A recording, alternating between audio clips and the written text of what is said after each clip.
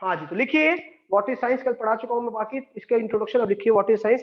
It is a systematic and organized knowledge, it is a systematic and organized knowledge, it is a systematic and organized knowledge about the various natural phenomena, about the various natural phenomena, about the various natural phenomena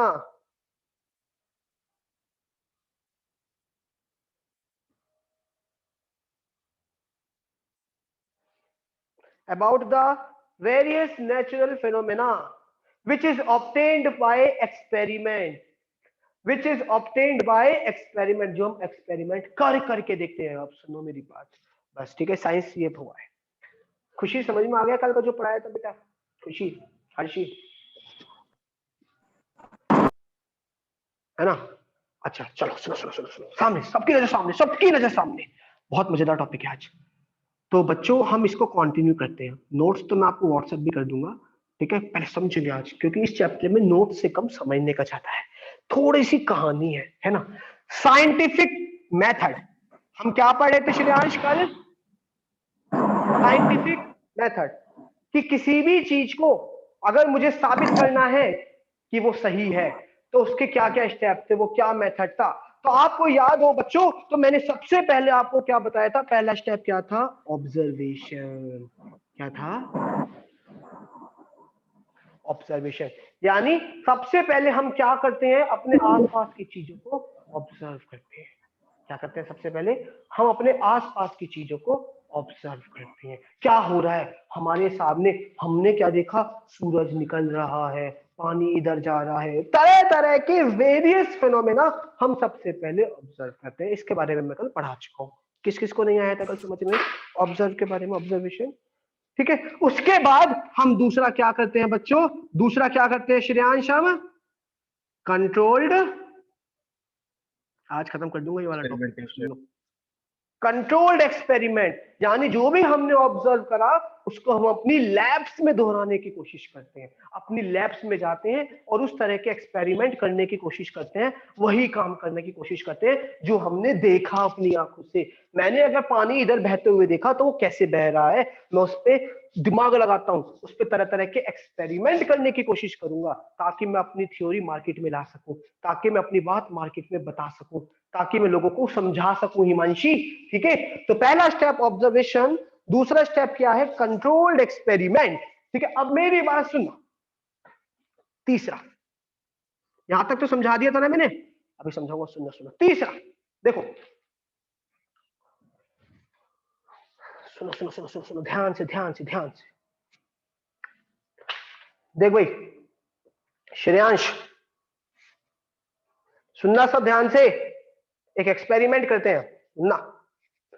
मैंने observe करा, सुनना, मैंने observe करा वृंदा कि धरती हर चीज को अपनी तरफ खींच लेती है। देखो, धरती हर चीज को अपनी तरफ खींच लेती है।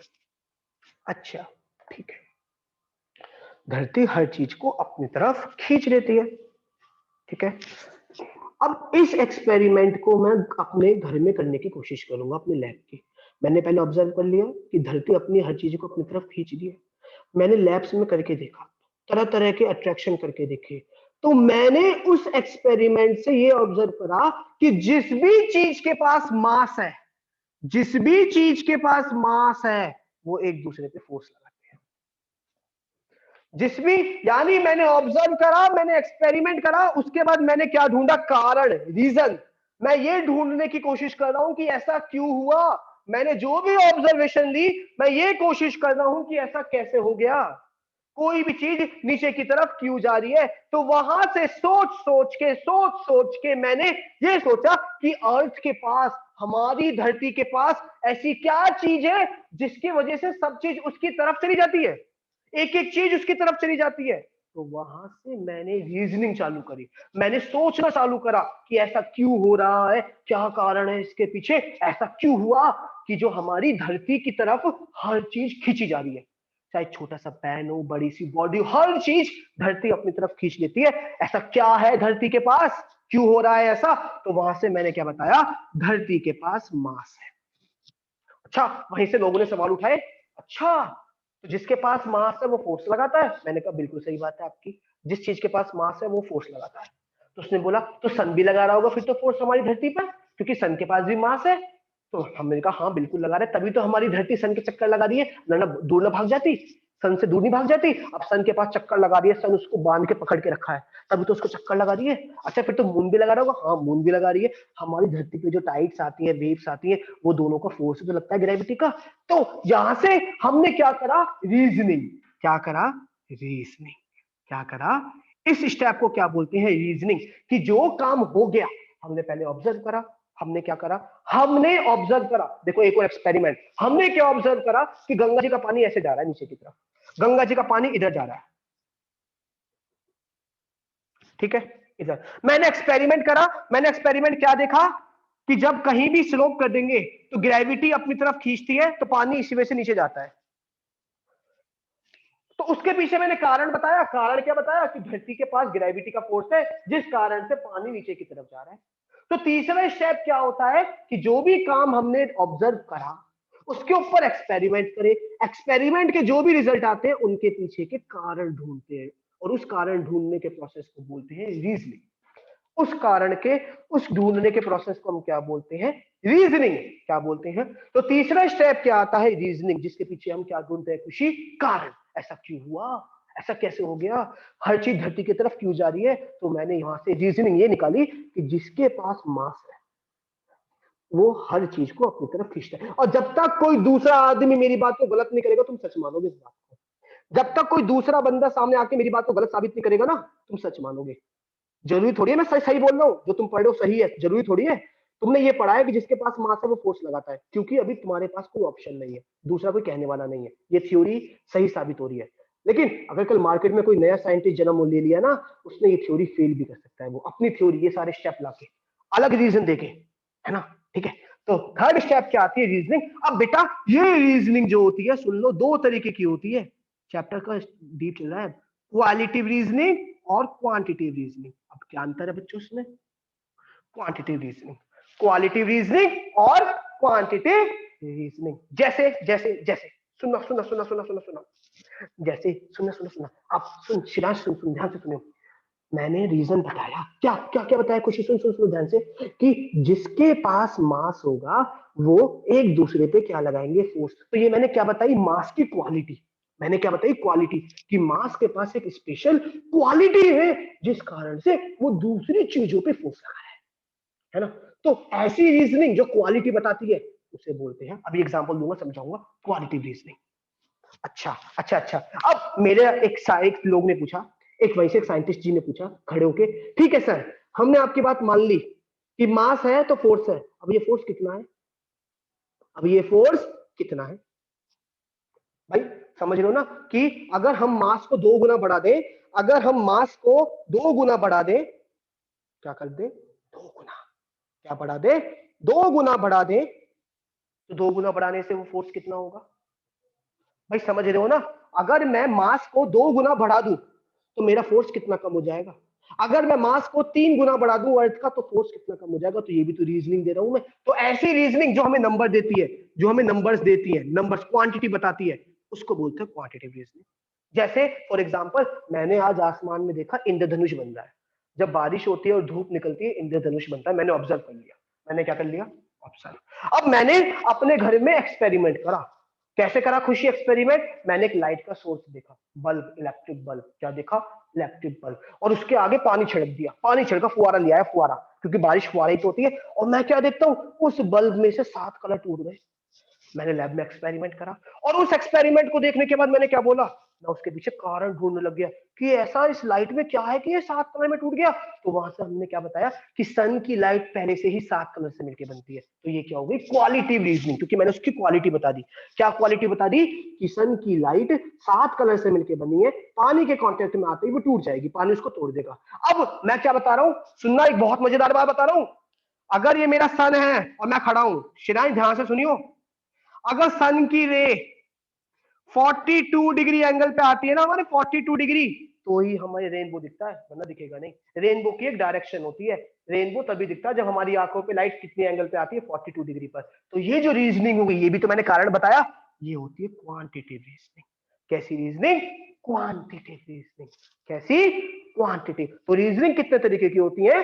दो तरीके की होती है, एक क्वालिटी और एक क्वांटिटी। क्वालिटी में कोई नंबर नहीं आता, वो उसकी क्वालिटी बताता है, और क्वांटिटिव में हम नंबर्स में रीजनिंग करते हैं। क्या कि अगर ऐसा होगा तो ऐसा हो जाएगा, अगर मेरा मास डबल हो गया तो फोर्स भी डबल हो जाएगा, अगर डिस्टेंस आधा हो गया तो फोर्स डबल हो जाएगा, डिस्टेंस 2 टाइम्स कर दिया, जैसे आपको पढ़ा होगा, हमने पढ़ा है कि फोर्स इज डायरेक्ट, ये ग्रेविटी का फोर्स, ये हमने पढ़ा है कि करंट जो होता है वो रेजिस्टेंस के इनवर्स से प्रोपोर्शनल होता है। तो हम इसमें क्या बता रहे, नंबर, कि अगर हमने रेजिस्टेंस को कम कर दिया तो करंट बढ़ जाएगा।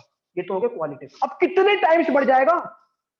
अगर आधा करा तो 1 टाइम्स बढ़ जाएगा, 2 टाइम्स कम करा तो 2 टाइम्स बढ़ जाएगा। ये सब जो रीजनिंग आती है, ये किसमें आती है? Quantitative reasoning. किसमें आती है?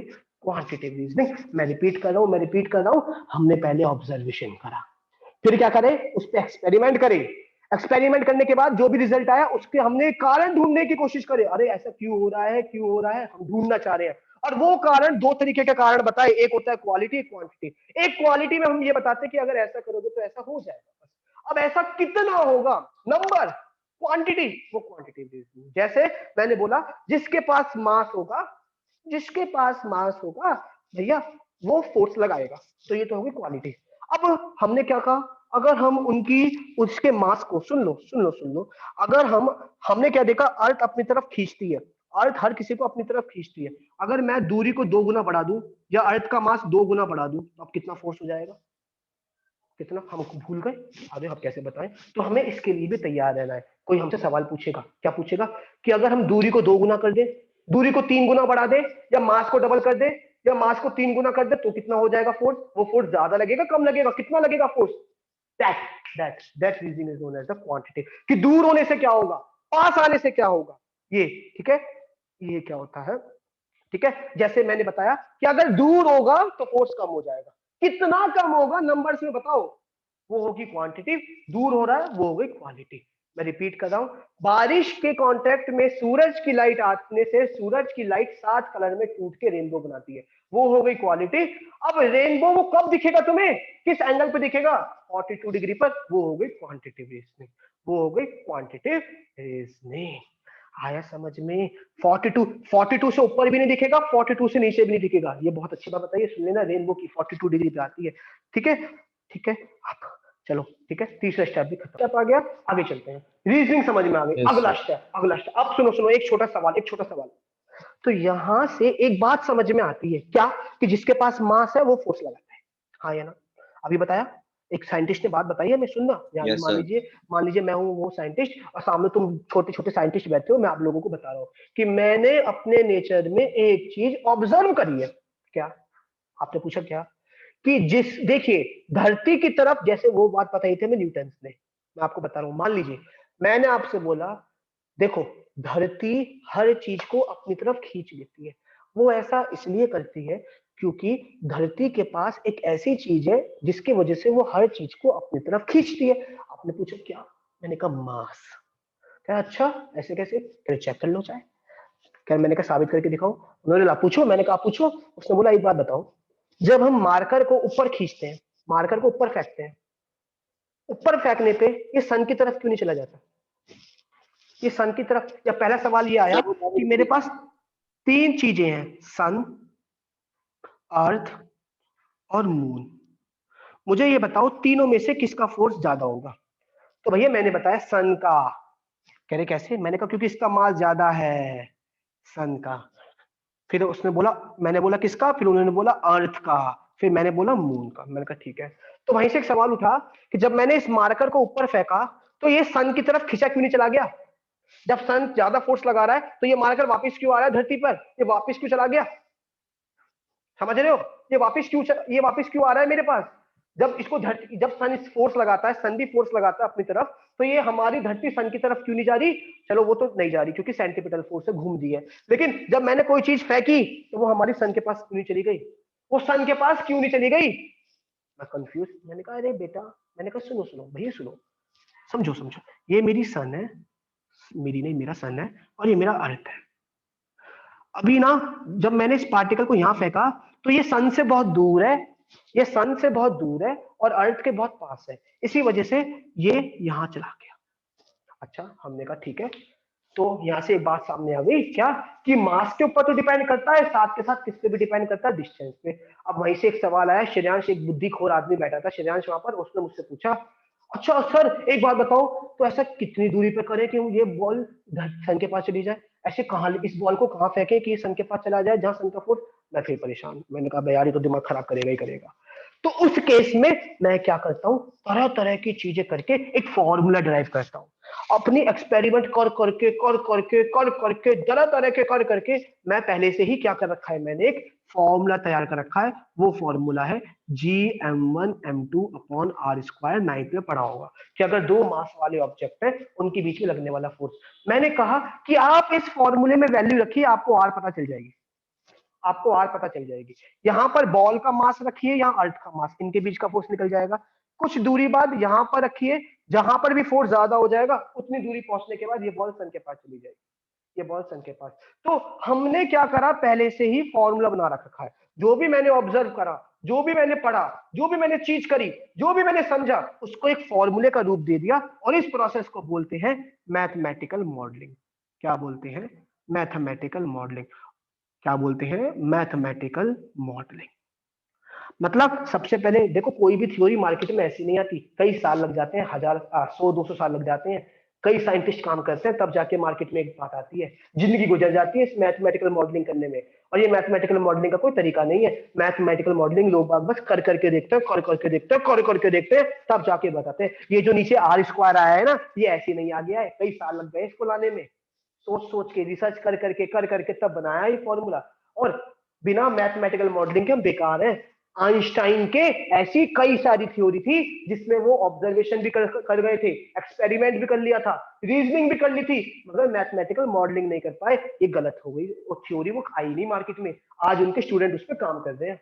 तो ये बहुत इंपॉर्टेंट स्टेप होता है, आपके पास नए नए फॉर्मूले जो आते हैं ना, वो मैथमेटिकल मॉडलिंग का हिस्सा है। हमारे पास एक साइंटिस्ट थे न्यूटन, न्यूटन ने हम लोगों को एक थ्योरी दी। क्या थ्योरी दी, कि जो नेचर में स्पीड ऑफ लाइट होती है उसको निकालने के फॉर्मूले से उनकी तरह से स्पीड कितनी आई, 320 मीटर पर सेकेंड स्पीड ऑफ लाइट। लेकिन हमने क्या, सॉरी 280 मीटर पर सेकेंड, कितनी 280, लेकिन एक्चुअल में स्पीड होती कितनी है, 330 मीटर पर सेकेंड। तो उनका ये फॉर्मूला गलत हो गया। और अगर मैथमेटिकल मॉडलिंग गलत हो गई ना, तो सांप सीढ़ी का खेल खेलते हो, सांप सीढ़ी का 99 पे पहुंच के अगर सांप काट ले तो वापस आ जाते हो ना एक पे। वही काम है, तुमने ये सारी मेहनत करी, 20 साल गुजार दिए, अगर ये गलत हो गया ना, तो शुरू से स्टार्ट करना पड़ता है आपके नए सिरे से। क्योंकि तुमने ये जो मॉडलिंग बनाई है, ये अब तक इसका बेस है, इस चीजों पे बनाई है, इन चीजों को पढ़ पढ़ के, इन तीनों स्टेप के बाद। और जब यही गलत हो गई, तो इसका मतलब आपने जो अभी तक ऑब्जर्व करा है वो सारा आपने कोई ना कोई गलती कर दी।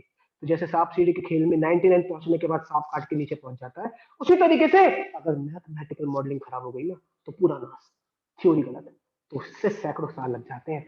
आइंस्टाइन की कई थ्योरी अभी भी अटकी हुई है, न्यूटन की कई थ्योरी फेल हो गई इस वजह से। ठीक है, तो ये बहुत ही इंपॉर्टेंट स्टेप है। आई होप कि आपको समझ में आ गया होगा कि फोर्थ स्टेप क्या है, मैथमेटिकल मॉडलिंग। और यही मैथमेटिकल मॉडलिंग मेरी क्या हेल्प करता है हर्षी, प्रिडिक्शन, भविष्यवाणी करने में। आज आज हमारे साइंटिस्ट लोग ये बता देते हैं क्या, कि आज से 1 साल बाद चंद्र ग्रहण आना है, या आज से 1.5 साल बाद सूर्य ग्रहण आना है। क्यों, क्योंकि उनके पास फॉर्मूले बने रखे हैं, वो वैल्यू निकालते हैं, स्पीड स्पीड सबके फॉर्मूले हैं, उसके हिसाब से हमें बताते हैं कि आज सन यहाँ है और अर्थ यहाँ है, जब कुछ साल बाद जब मून यहाँ आ जाएगा तो ग्रहण हो जाएगा। तो वो स्पीड मून की उन्हें पता होती है, वो फॉर्मूले में रख रखा के अंदाजा लगाते हैं कि लगभग लगभग इतने दिन बाद ग्रहण आएगा। आज हमारे स्पेस पर बड़े बड़े रॉकेट लॉन्च हो रहे हैं, और उनको सब पता होता है कहाँ जाना होता है। भाई साहब, वहां पर 1 सेकंड भी गड़बड़ हो गई ना, तो रॉकेट पहुंचना होता है मार्स पे, पहुंच जाता है कहीं और। तो एक एक सेकंड इंपॉर्टेंट है, वहां सारा काम किसका है, मैथमेटिकल मॉडलिंग का काम है वहाँ। अगर मैथमेटिकल मॉडलिंग नहीं होगी ना, तो हम बेकार है। और मैथमेटिकल मॉडलिंग से हम क्या करते हैं, भविष्यवाणी, हम लोग आगे की चीजें बताते हैं, वेदर फोरकास्टिंग हो गई, कुछ भी हो जाए। आज IPL का मैच है, तो कितनी टीम जीत सकती है, कितने % चांस है, वो सब मैथमेटिकल मॉडलिंग ही तो हमने पहले ऑब्जर्व कर रखा है। आज विराट कोहली है, मान लो उसको खेल रहा है, हम कहते हैं कि आज शतक मारेगा, क्यों, क्योंकि पिछले मैचों में जब जब वो इस ग्राउंड में खेला उसने शतक मारा। तो हमने क्या करा, ऑब्जर्व करा, ऑब्जर्व करा, उसके बाद हमने मैथमेटिकल मॉडलिंग से अपना अंदाजा बताया। है ना। तो इसलिए हर थ्योरी में ये स्टेप बहुत इंपॉर्टेंट है। आपके पास जितने भी फॉर्मूले हैं वो फॉर्मूला एक पूरी समरी का एक छोटा सा टुकड़ा है जो पूरी सब चीज डिफाइन करता है, जो हमें तरह तरह की प्रिडिक्शन, जैसे जैसे फॉर एग्जाम्पल सुनना मेरी बात, आज तुम्हें यहाँ से कोई चीज चांद को भेजनी है, चांद पे, सुनना सुनना, चल तुम्हें चांद पे लेके जाता हूँ, सुनो सुनो, ये मेरी अर्थ है, तुम्हें कोई चीज चांद पे पहुंचनी है, चांद, मून, मून, ठीक है, इनके बीच में फोर्स लग रहा है, ठीक है, मैंने एक रॉकेट को यहाँ पहुंचाया, मैंने देखा रॉकेट यहाँ जाके वापस आ गया, वापस आ गया, क्यों? क्योंकि अभी रॉकेट इतनी दूर नहीं पहुंचा, मेरे पास फॉर्मूला है कि यहाँ पर मून का फोर्स ज्यादा हो जाए, अभी भी किसका फोर्स ज्यादा है? अर्थ का, अभी भी। अब मैंने फॉर्मूले का यूज करा और फॉर्मूले में रख के मैंने ये देखा कि जब हम लोग यहां से एक, ये मैं एग्जांपल दे रहा हूं, है नहीं, जब 105 किलोमीटर ऊपर ले जाऊंगा तो वहां पर मून का फोर्स ज्यादा हो जाएगा और ये चीज मून के पास चली जाएगी। आज ऐसी तो होता है स्पेस में, हम लोग क्या कर लेते हैं, पहले से ही प्रिडिक्शन कर देते हैं, हमारे जो इसरो के साइंटिस्ट हैं वो पहले से ही बता देते हैं कि इस दिन ये हमारा ये चंद्रयान यहाँ पहुंच जाएगा, क्योंकि उनके पास फॉर्मूले होते हैं, मॉडलिंग होती है, वो उससे प्रिडिक्शन करते हैं। अब प्रिडिक्शन करी, प्रिडिक्शन भविष्यवाणी करी, भविष्यवाणी अगर सच निकल गई, भविष्यवाणी सही हो गई, वेरीफाई हो गई, तो आप दुनिया के साइंटिस्ट बन चुके हैं, आप साइंटिस्ट बन चुके हैं। और अगर गलत हो गई तो भैया घर को वापस चले जाओ, घर को वापस चले जाओ। तो दो ही चीज होंगे, या तो सही होगी या गलत होगी, वेरिफिकेशन या फॉल्सिफिकेशन। और इसी के साथ मेरे स्टेप खत्म होते हैं, यही मेरा स्टेप था, यही हमारा स्टेप था। सबसे पहला स्टेप क्या था? ऑब्जर्वेशन, अपने आसपास की चीजों को ऑब्जर्व करो, बेटा जानो फिजिक्स को। देखो सुनो, एक बात सुनो मेरी बात सभी बच्चों, फिजिक्स को पढ़ना है तो नंबर के लिए मत पढ़ना, फिजिक्स को घुस जाओ दिमाग में, फिजिक्स के बारे में जानो। हम लोग आईआईटी के पीछे भागते हैं, हम लोग बीटेक के पीछे भागते हैं, हम लोग जेई के पीछे भागते हैं, अरे इतना सारा स्कोप है यार मार्केट में, इंजीनियर ही बनना है सबको, क्योंकि हम लोगों को पहले से बताया जाता है इंजीनियर करना है। अरे कॉस्मोलॉजी, इसरो में जाओ, इतना बढ़िया स्कोप है इसरो, या फिर बहुत बढ़िया बढ़िया स्कोप है। तो इस 11th और 12th क्लास की फिजिक्स में मैं आपको यही बताने वाला हूँ कि क्या क्या स्कोप है, हर फील्ड की नॉलेज होगी आपके पास, हर फील्ड की, इंजीनियर से लेके कंप्यूटर साइंस, हर चीज की। आप लोग अपने आप को देखो कि आपको 12th के बाद क्या करना है, ठीक है, इंजीनियरिंग करनी है, ठीक है, लेकिन अभी से हम पहले देखो, सारी चीज पढ़ाऊंगा और आपको मजा आएगा, ठीक है। कोई ये नहीं कहता मुझे रिसर्च करनी है, कोई ये नहीं कहता मुझे साइंटिस्ट बनना, सबको पढ़ा पढ़ा इंजीनियर बनना बस, है ना। तो इसलिए हमारे पास किसी भी चीज को, अगर ये स्टेप सक्सेसफुल हो गए तो हम क्या कहते हैं कि ये तो साइंटिफिकली प्रूव है, ये चीज तो साइंटिस्ट भी प्रूव कर चुके हैं। देख रहे हो कितने टाइम लगता है। पहला क्या करना है, पहला क्या करते हो, ऑब्जर्वेशन। दूसरा, उस पर एक्सपेरिमेंट कर करके देखते हैं। तीसरा, उस एक्सपेरिमेंट के जो भी रिजल्ट आए उस पर रीजनिंग करते हैं। वो रीजनिंग भी दो तरीके की करते हैं, क्वालिटी क्वांटिटी। क्वालिटी में हम क्वालिटी बताते हैं, क्वांटिटी में नंबर बताते हैं कि ऐसा कर दोगे तो इतने टाइम्स कम हो जाएगा, अगर ये डिस्टेंस बढ़ा दोगे तो इतना टाइम्स कम हो जाएगा। उसके बाद उसी की मदद से क्या बना देते हैं, मैथमेटिकल मॉडलिंग, एक फॉर्मूला। और उस फॉर्मूले से फिर हम क्या करते हैं, प्रिडिक्शन, भविष्यवाणी। अगर वो भविष्यवाणी हमारी सही हो गई, भाई हमें कैसे पता फॉर्मूला सही है, वो हम कुछ पहले से बता देंगे, देखो यहाँ जाएगा तो ऐसा हो जाएगा ये, और अगर वो वैसा हो गया तो वाली फॉर्मूला सही है, यानी फॉर्मूला सही है, तो हम भैया बादशाह बन गए, फिर तो हमारी थ्योरी मार्केट में आ गई, साइंटिस्ट बन गए, दर्जा मिल गया। और अगर गलत हो गई तो भाई साहब फिर तो वापस चले जाओ, एक नंबर से स्टार्ट करो दोबारा से, ऑब्जर्वेशन का रखा, यहाँ से स्टार्ट करो दोबारा से, कुछ और करके देखो, या अगर यहाँ गलत है तो यहाँ से करो, मतलब वापस चले जाओ। इसी के साथ मेरे साइंटिफिक स्टडी खत्म होती है। अब जिसको दिक्कत है हैंड रेस करो।